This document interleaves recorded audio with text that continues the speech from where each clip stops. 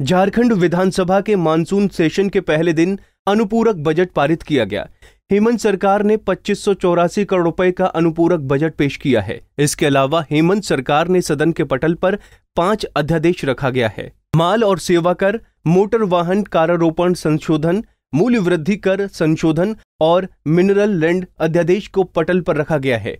हालांकि पहले दिन लैंड म्यूटेशन बिल को सदन के पटल पर रखा गया।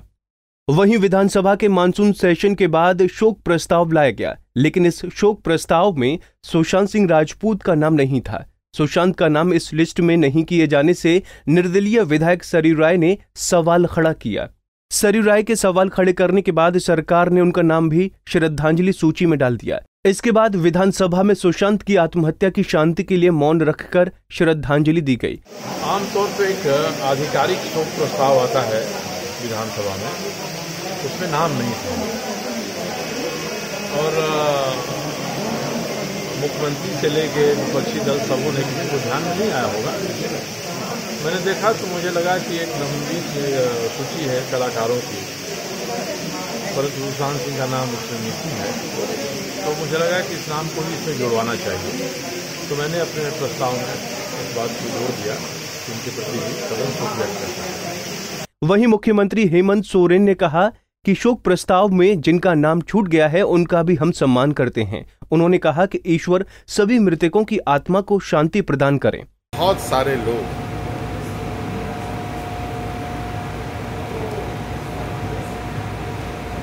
एक सत्र के दूसरे सत्र के बीच में लोगों की निधन होती है। कुछ लोग जो याद आते हैं, लोग उनकी बातें को रखते हैं। जो जिनका नाम नहीं आ पाता है, ऐसा नहीं कि उनके प्रति संवेदनाएं नहीं, उनके प्रति भी संवेदनाएं हैं, होनी भी चाहिए, चाहे कोई भी। इसी वजह से हम लोग ये भी अंकित करते हैं कि जो इस बीच में हमारे बीच नहीं रहे,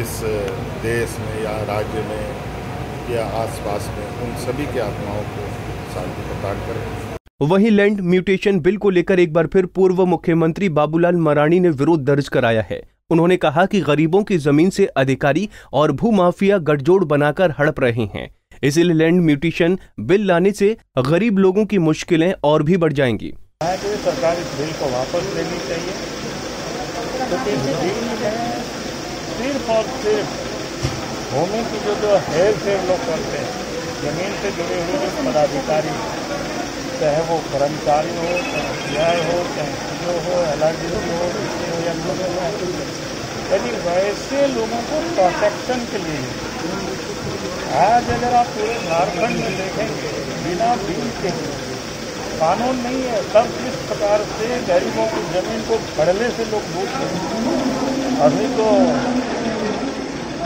क्या कहते हैं, ऑनलाइन हो रहा है, तो हमको जानकारी मिली, हमने तो मुख्यमंत्री को पत्र भी लिखा है, जगह जगह से जानकारी मिली है।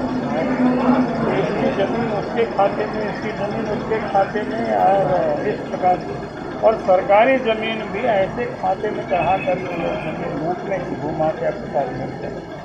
जब आज इतनी निरंकुश हो गए और सरकार को चिट्ठी लिखने के बाद भी उस पर कोई कार्रवाई नहीं करती, अगर प्रोटेक्शन एक्ट या बिल ये पास हो गई, तब तो फिर खुलेआम इस राज्य की जो जमीनें हैं, गरीबों को जमीन से ही लोग बेदखल करते हैं। वहीं हेमंत सोरेन ने लोकसभा में कृषि बिलों के पास होने पर मोदी सरकार पर हमला बोला है।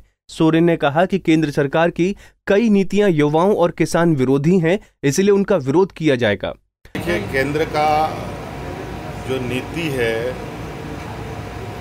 वो आप लोग देख रहे हैं, लगातार उनकी नीतियों के खिलाफ अक्सर देश में लोग गोलबंद हुए हैं, देश में लोग ने मुखर होकर के अपनी बातें रखी हैं, चाहे वो किसान से संबंधित हो, चाहे वो सीए से संबंधित हो, चाहे जीएसटी से संबंधित हो, चाहे आप नई शिक्षा नीति को लेकर के बात हो। बहुत सारी ऐसी बातें हैं पता नहीं केंद्र सरकार किस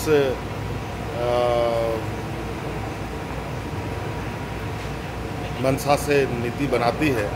ये तो केंद्र सरकार अपने तरीके से उसका डिफाइन करती हैं और